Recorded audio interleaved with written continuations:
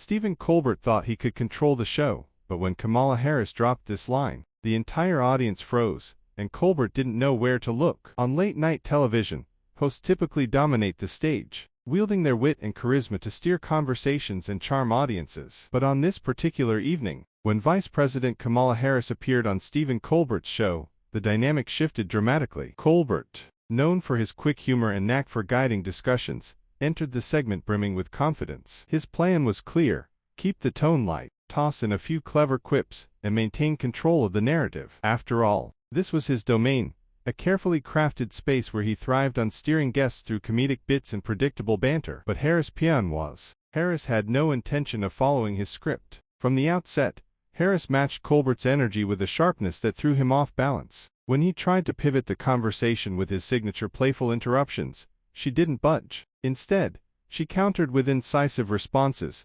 dismantling his attempts to keep things breezy. The audience sensed the shift, their laughter tinged with anticipation. Colbert pressed on, tossing out a carefully worded question meant to elicit a safe, humorous reply. But Harris wasn't here for softballs. With a piercing gaze and a tone that cut through the studio lights, she delivered a line so pointed it seemed to hang in the air. The words weren't just a retort, they were a challenge, flipping the power dynamic in an instant. The crowd gasped, some clapping hesitantly, caught between shock and admiration. Colbert's trademark grin faltered, his eyes betraying a flicker of unease. For a split second, the polished host was visibly rattled, his usual composure shaken. What had started as a routine late-night interview had transformed into a high-stakes showdown. Harris' commanding presence filled the room, her words landing with precision and authority. The carefully choreographed comedy of the show gave way to something raw and unpredictable. The audience, accustomed to Colbert's ability to diffuse tension with a well-timed joke, leaned forward in their seats, sensing the rare electricity of live television at its most unscripted. Colbert tried to regain his footing,